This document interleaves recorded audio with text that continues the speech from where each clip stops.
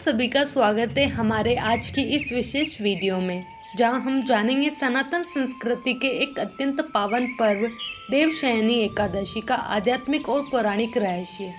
हिंदू पंचांग के अनुसार आषाढ़ शुक्ल पक्ष की एकादशी को देवशयनी एकादशी कहा जाता है। यह वह शुभ तिथि है जब भगवान श्री हरि विष्णु क्षीर सागर में योग निद्रा में चले जाते हैं। यह निद्रा केवल विश्राम नहीं बल्कि एक संकेत है कि अब सृष्टि संचालन का उत्तरदायित्व देवताओं और हमारे भीतर के सद्गुणों पर है। इसी दिन से चातुर्मास की शुरुआत होती है, वह पवित्र अवधि जब साधक अपनी जीवन यात्रा को बाहरी भागों से हटाकर अंतर्मुखी बनाता है। संयम, सेवा, भक्ति और आत्मचिंतन की ये 4 महीनों की यात्रा वास्तव में ईश्वर को भीतर से अनुभव करने का माध्यम है। हिंदू धर्म में एकादशी का व्रत महत्वपूर्ण स्थान रखता है। प्रत्येक वर्ष 24 एकादशियां होती हैं। जब अधिक मास या मलमास आता है तब इनकी संख्या बढ़कर 26 हो जाती है। आषाढ़ मास के शुक्ल पक्ष की एकादशी को ही देवशयनी एकादशी कहा जाता है। कहीं कहीं इस तिथि को पद्मनाभा भी कहते हैं। सूर्य के मिथुन राशि में आने पर ये एकादशी आती है। इसी दिन से चातुर्मास का आरंभ माना जाता है। इस दिन से भगवान श्री हरि विष्णु क्षीर सागर में शयन करते हैं और फिर लगभग 4 माह बाद तुला राशि में सूर्य के जाने पर उन्हें उठाया जाता है। उस दिन को देवोत्थानी एकादशी कहा जाता है। इस बीच के अंतराल को ही चातुर्मास कहा गया है। पौराणिक संदर्भ। पुराणों में वर्णन आता है कि भगवान विष्णु इस दिन से 4 मास पर्यंत पाताल में राजा बलि के द्वार पर निवास करके कार्तिक शुक्ल एकादशी को लौटते हैं। इसी प्रयोजन से इस दिन को देवशयनी तथा कार्तिक शुक्ल एकादशी को प्रबोधनी एकादशी कहते हैं। इस काल में यज्ञोपवीत संस्कार, विवाह, दीक्षा ग्रहण, यज्ञ, गृह प्रवेश, गोदान, प्रतिष्ठा एवं जितने भी शुभ कर्म हैं वे सभी त्याज्य होते हैं। भविष्य पुराण, पद्म पुराण तथा श्रीमद् भागवत पुराण के अनुसार हरिशयन को योग निद्रा कहा गया है। संस्कृत में धार्मिक साहित्य अनुसार हरि शब्द सूर्य, चंद्रमा, वायु, विष्णु आदि अनेक अर्थों में प्रयुक्त है। हरिशयन का तात्पर्य इन 4 माह में बादल और वर्षा के कारण सूर्य चंद्रमा का तेज क्षीण हो जाना उनके शयन का ही द्योतक होता है। इस समय में पितृ स्वरूप अग्नि की गति शांत हो जाने के कारण शरीरगत शक्ति क्षीण या सो जाती है। आधुनिक युग में वैज्ञानिकों ने भी खोजा है कि चातुर्मास्य में मुख्यतः वर्षा ऋतु में विविध प्रकार के कीटाणु अर्थात सूक्ष्म रोग जंतु उत्पन्न हो जाते हैं। जल की बहुलता और सूर्य तेज का भूमि पर अति अल्प प्राप्त होना ही इनका कारण है। धार्मिक शास्त्रों के अनुसार आषाढ़ शुक्ल पक्ष में एकादशी तिथि को शंखासुर दैत्य मारा गया, अतः उसी दिन से आरंभ करके भगवान 4 मास तक क्षीर समुद्र में शयन करते हैं और कार्तिक शुक्ल एकादशी को जागते हैं। पुराण के अनुसार यह भी कहा गया है कि भगवान हरि ने वामन रूप में दैत्य बलि के यज्ञ में 3 पग दान के रूप में मांगे। भगवान ने पहले पग में संपूर्ण पृथ्वी, आकाश और सभी दिशाओं को ढक लिया। अगले पग में संपूर्ण स्वर्ग लोक ले लिया। तीसरे पग में बलि ने अपने आप को समर्पित करते हुए सिर पर पग रखने को कहा। इस प्रकार के दान से भगवान ने प्रसन्न होकर पाताल लोक का अधिपति बना दिया और कहा, वर मांगो। बलि ने वर मांगते हुए कहा कि भगवान आप मेरे महल में नित्य रहे। बलि के बंधन में बंधा देख उनकी भार्या लक्ष्मी ने बलि को भाई बना लिया और भगवान से बलि को वचन से मुक्त करने का अनुरोध किया। तब इसी दिन से भगवान विष्णु जी द्वारा वर का पालन करते हुए तीनों देवता 4-4 माह सूतल में निवास करते हैं।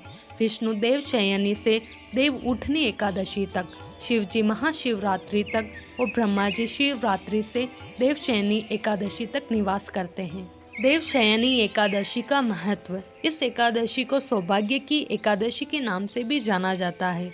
पद्म पुराण का दावा है कि इस दिन उपवास करने से जानबूझकर या अनजाने में किए गए पापों से मुक्ति मिलती है। इस दिन पूरे मन और नियम से पूजा करने से महिलाओं की मोक्ष की प्राप्ति होती है। ब्रह्मवैवर्त पुराण के अनुसार देवशयनी एकादशी का व्रत करने से सभी मनोकामनाएं पूर्ण होती है। देवशयनी एकादशी का आध्यात्मिक रहस्य हमारे भीतर की चेतना से गहराई से जुड़ा हुआ है।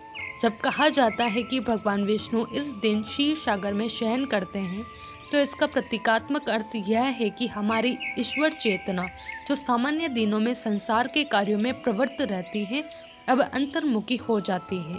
क्षीर सागर हमारे भीतर का मन सागर है, जहाँ भावनाएं, विचार और इच्छाएं लहरों की तरह उठती है। जब यह चेतना योग निद्रा में जाती है तो वह ध्यान, वैराग्य और आत्मचिंतन की अवस्था में प्रवेश करती है। यही वह समय होता है जब साधक को बाहरी संसार से विरक्त होकर अपने भीतर के देवताओं जैसे भक्ति, संयम, श्रद्धा और विवेक को जागृत करना होता है। इसलिए चातुर्मास का आरंभ इसी दिन से होता है, जो यह संकेत देता है कि अब जीवन में गहराई से जीने, मन की शुद्धि और आत्मिक विकास का संयम है। यह एक प्रकार की आत्म यात्रा है जिसमें ईश्वर हमारे भीतर मौन होकर निवास करते हैं और हमें स्वयं को पहचानने का अवसर देते हैं। कथा। एक बार देव ऋषि नारद जी ने ब्रह्मा जी से इस एकादशी के विषय में जानने की उत्सुकता प्रकट की। तब ब्रह्मा जी ने उन्हें बताया, सतयुग में मानदाता नामक एक चक्रवर्ती सम्राट राज करते थे। उनके राज्य में प्रजा बहुत सुखी थी, किंतु भविष्य में क्या हो जाए यह कोई नहीं जानता। अतः वे भी इस बात से अनभिज्ञ थे कि उनके राज्य में शीघ्र ही भयंकर अकाल पड़ने वाला है। उनके राज्य में पूरे 3 वर्ष तक वर्षा न होने के कारण भयंकर अकाल पड़ा। इस दुर्भिक्ष से चारों ओर त्राही त्राही मच गई। धर्म पक्ष के यज्ञ, हवन, पिंडदान, कथाव्रत आदि में कमी हो गई। जब मुसीबत पड़ी हो तो धार्मिक कार्यों में प्राणी की रुचि कहाँ रह जाती है। प्रजा ने राजा के पास जाकर अपनी वेदना की दुहाई दी। ऋषिवर ने आशीर्वचनों उपरांत कुशल क्षेम पूछा। फिर जंगल में विचरने व अपने आश्रम में आने का प्रयोजन जानना चाहा। तब राजा ने हाथ जोड़कर कहा, महात्मन, सभी प्रकार से धर्म का पालन करता हुआ भी मैं अपने राज्य में दुर्भिक्ष का दृश्य देख रहा हूँ। आखिर किस कारण से ऐसा हो रहा है? कृपया इसका समाधान करें। यह सुनकर महर्षि अंगिरा ने कहा, हे राजन, सब युगों से उत्तम यह सतयुग है, जिसमें छोटे से पाप का भी बड़ा भयंकर दंड मिलता है। राजा तो इस स्थिति को लेकर पहले से ही दुखी थे। वे सोचने लगे कि आखिर मैंने ऐसा कौन सा पाप कर्म किया है जिसका दंड मुझे इस रूप में मिल रहा है। फिर इस कष्ट से मुक्ति पाने का कोई साधन करने के उद्देश्य से राजा सेना को लेकर जंगल की ओर चल दिए। वहां विचरण करते करते एक दिन वे ब्रह्मा जी के पुत्र अंगिरा ऋषि के आश्रम में पहुंचे और उन्हें साष्टांग प्रणाम किया। इसमें धर्म अपने चारों चरणों में व्याप्त रहता है। ब्राह्मण के अतिरिक्त किसी अन्य जाति को तप करने का अधिकार नहीं है, जबकि आपके राज्य में एक शूद्र तपस्या कर रहा है। यही कारण है कि आपके राज्य में वर्षा नहीं हो रही है। जब तक वह काल को प्राप्त नहीं होगा तब तक वह दुर्भिक्ष शांत नहीं होगा। दुर्भिक्ष की शांति उसे मारने से ही संभव है। किंतु राजा का हृदय एक निरपराध शूद्र तपस्वी का शमन करने को तैयार नहीं हुआ। उन्होंने कहा, हे देव, मैं उस निरपराध को मार दूं, यह बात मेरा मन स्वीकार नहीं कर रहा है। कृपया करके आप कोई और उपाय बताएं। महर्षि अंगिरा ने बताया, आषाढ़ माह के शुक्ल पक्ष की एकादशी का व्रत करें। इस व्रत के प्रभाव से अवश्य ही वर्षा होगी।